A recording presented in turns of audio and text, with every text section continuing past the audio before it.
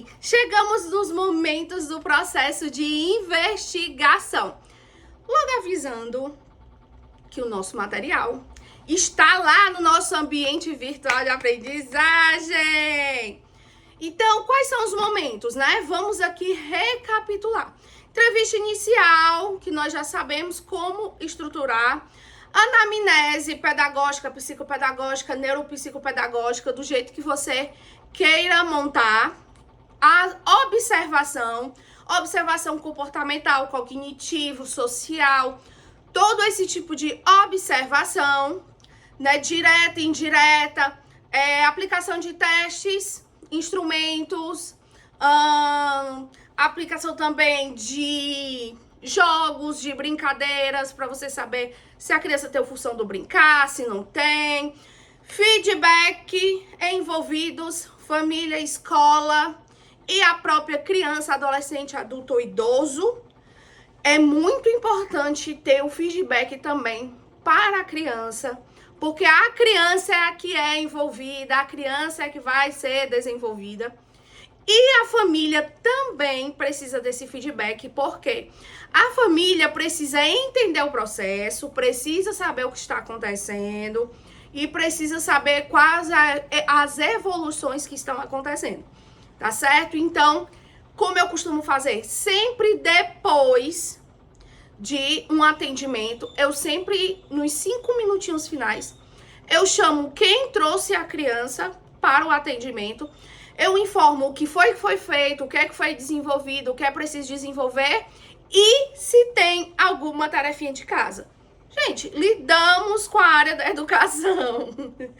Tem sim tarefinha de casa. Você pode passar sim uma tarefa de casa ou para o pai fazer com o filho, ou o filho fazer com o pai, ou o filho fazer, tá certo? Muitas tarefinhas de casa que muitas vezes eu passo. Natação, ou corrida, ou então algum esporte, alguma coisa nesse sentido, e sempre dá muito certo, tá? Então os feedbacks são muito importantes.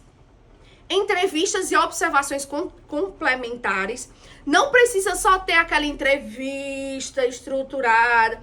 Eu gosto de fazer uma entrevista, tem 2 tipos de entrevista, certo? A estruturada e a semi-estruturada. Quem é também da área da pesquisa entende muito que existem esses 2 tipos de entrevista e nós podemos utilizar os 2. A entrevista estruturada é aquela entrevista com os pais ou uma entrevista de anamnese que você já tenha criado, já seja do seu costume.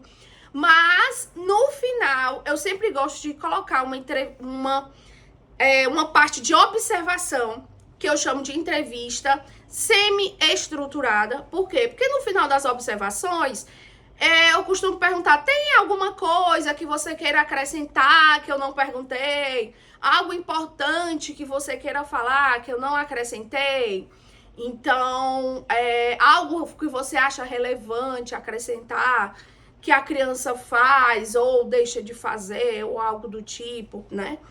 Então, teve uma vez que eu fiz essa pergunta e a mãe da criança me falou, olha, tem uma particularidade do meu filho que quando eu quero falar com ele, eu toco nele, toco no ombro dele, filho, ele não atende. Muitas vezes eu tenho que pegá-lo, virá-lo para poder falar com ele.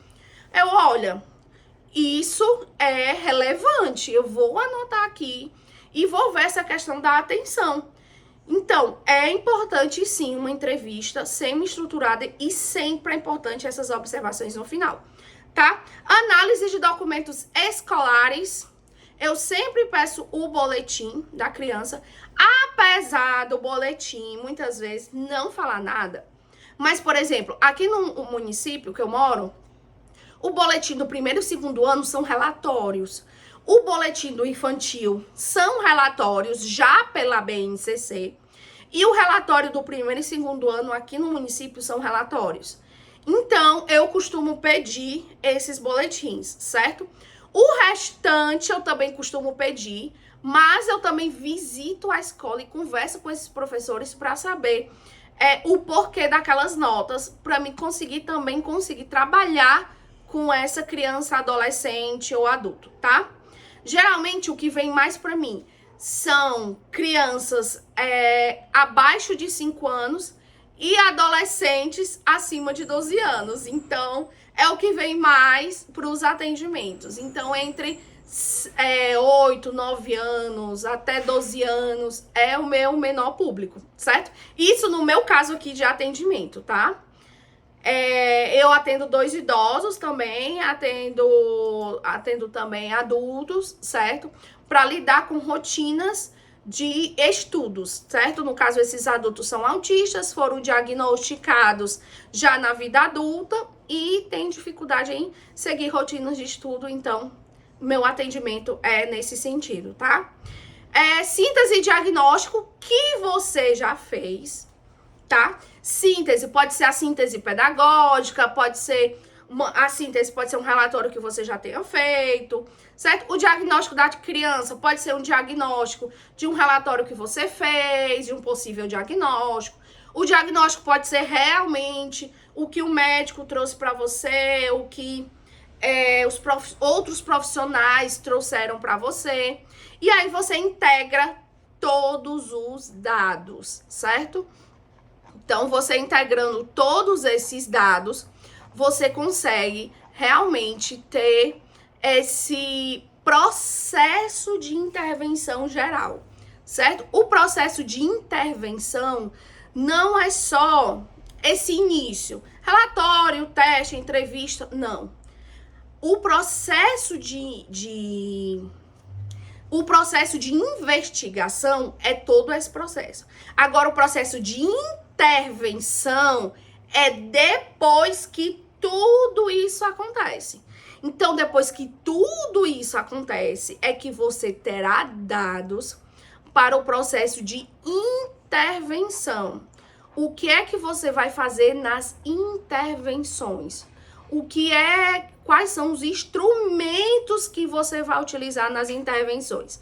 Agora, os instrumentos de pesquisa, de atendimentos, ficarão para a próxima aula, tá certo? Então, é isso que eu queria falar para vocês. A aula, como sempre, todos os materiais estão lá na nossa plataforma de ensino, tá bom?